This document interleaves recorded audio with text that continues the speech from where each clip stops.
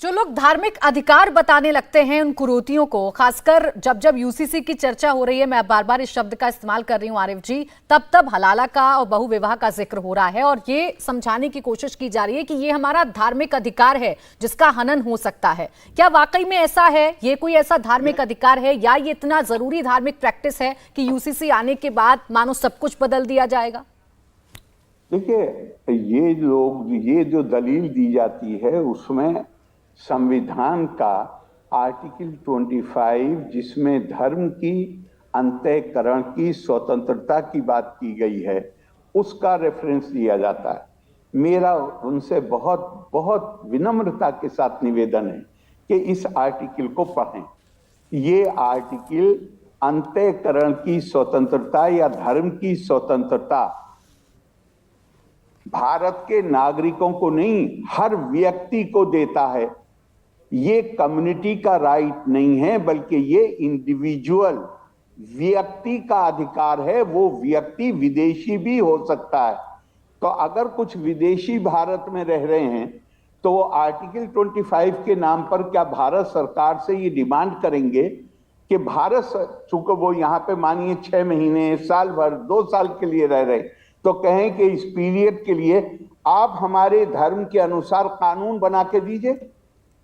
ये व्यक्ति का अधिकार है, ये कम्युनिटी का, संप्रदाय का अधिकार है ही नहीं। और फिर इसके साथ जुड़ा हुआ है कि ये जो अंतःकरण की स्वतंत्रता है, धर्म की स्वतंत्रता है, ये किसी भी तरह सरकार को सामाजिक सुधार के कार्य करने में बाधक नहीं हो सकती। समाज सुधार का कार्य, समाज सुधार के लिए अगर सरकार कोई नीति बनाती है, कानून बनाती है, तो वो उसको इस कारण से गैर कानूनी नहीं करार दिया जा सकता कि उससे कुछ लोग ये कहते हैं कि हमारे धर्म की स्वतंत्रता पर उससे प्रभाव पड़ता है।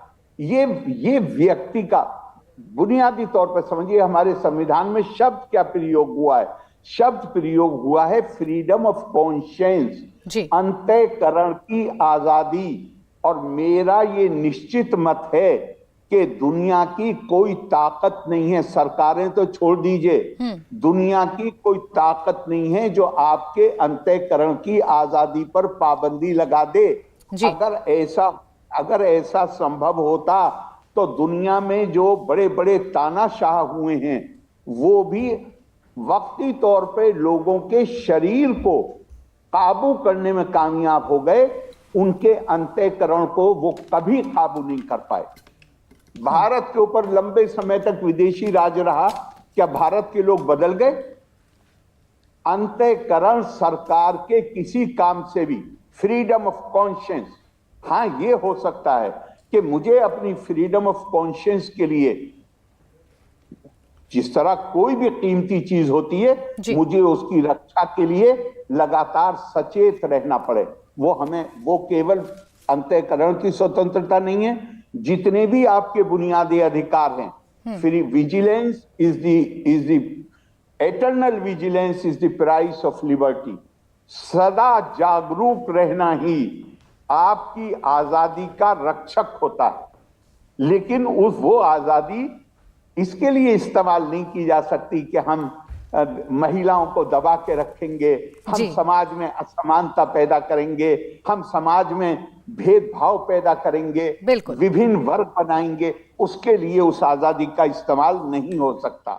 इंडिया टीवी हर वक्त हर जगह डाउनलोड करने के लिए सर्च करें India TV news Google play store या ऐप स्टोर पर।